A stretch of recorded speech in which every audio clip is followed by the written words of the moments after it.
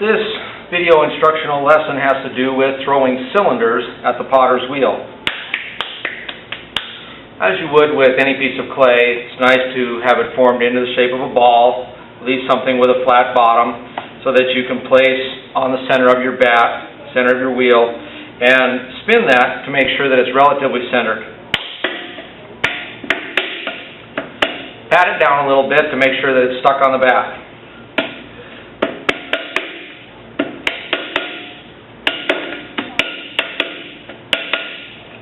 Alright, we're good to go. Set my wheel to full speed. Wet my hands. Press downward. That's stuck. Left hand coming in at 7 o'clock. Right fingertips at about 1 o'clock.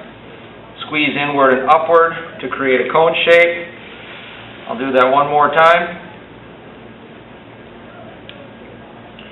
Cone shape, centering the clay back down.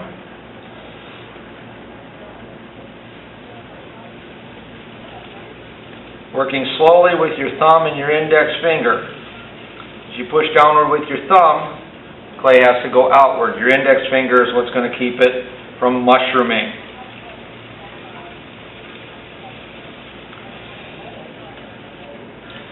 As you push the clay down and get it to a centered position, it should look similar to this. I am, however, going to cone and center one more time. I'm using pugged clay, which, depending upon the batch mix, it could have some air pockets or some inconsistencies in the clay, and we know that the coning and centering process will make that piece of clay more uniform and even throughout. Now, with coning and centering that I've just finished, I'm going to make a cylinder out of this particular piece of clay.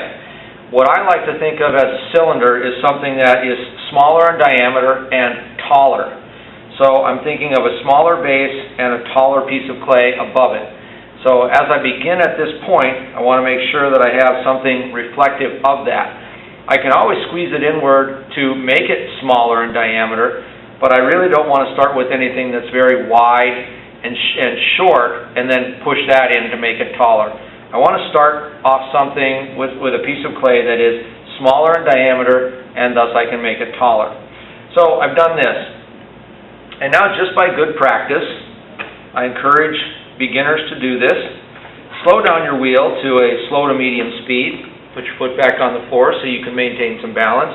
Take your needle tool and just make yourself a little target. Okay, that target is where your fingers, and in this case I prefer using my middle and ring finger of my left hand. I use my middle finger and my middle and ring finger of my left hand to create the opening or holing it out.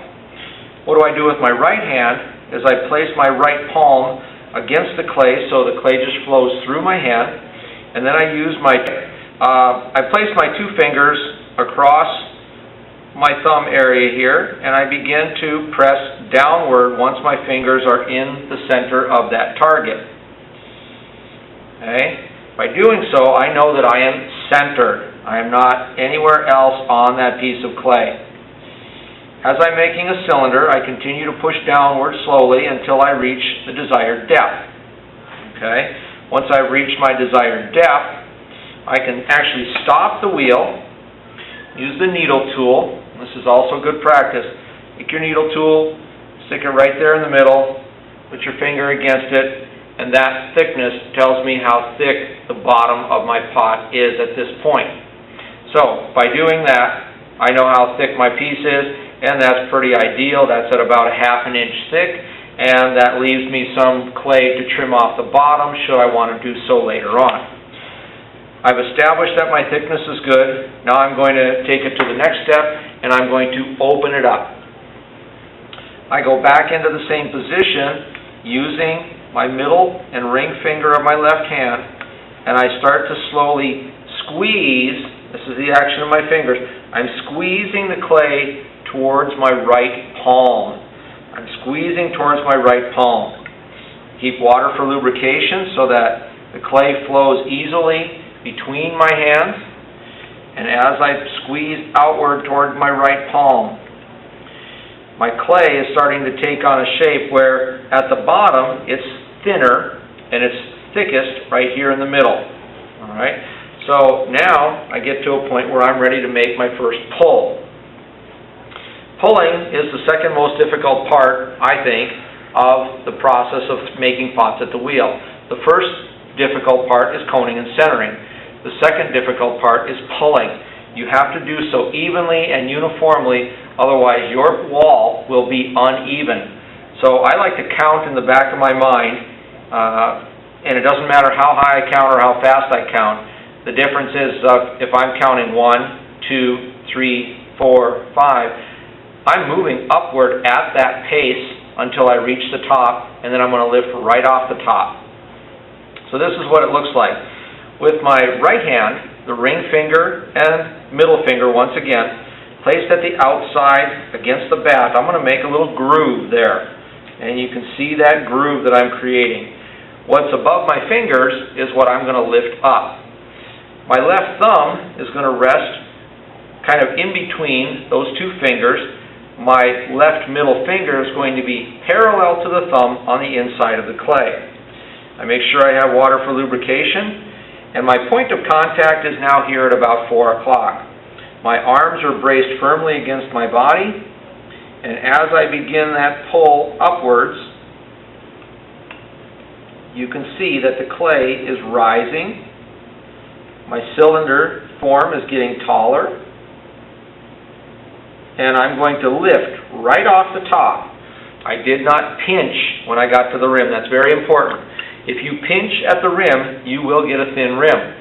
This way, I lifted right off the top, and then I'm going to take with my left hand and my thumb and index finger, I'm going to make a C, and with my right index finger, I'm going to compress that rim so I can clean that up, and now I have a nice uniform rim.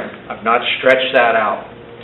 So, I've made the wall thinner, I've made the cylinder taller. I'm going to go back and I'm going to do the same maneuver all over again.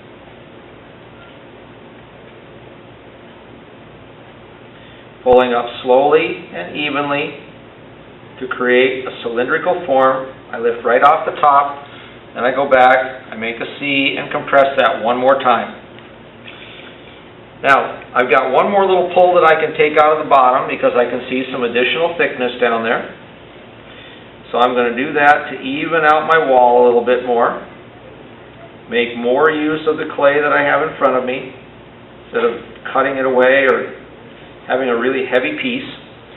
That looks a lot better.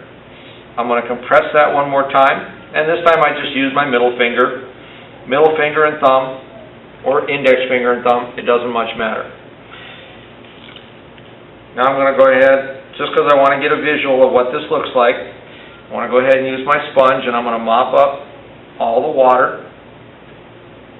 I'm just holding the sponge gently, and I'm reaching down inside.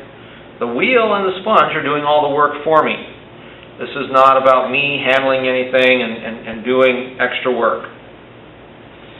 So I've cleaned that up pretty nicely. That's got a nice inside, nice outside.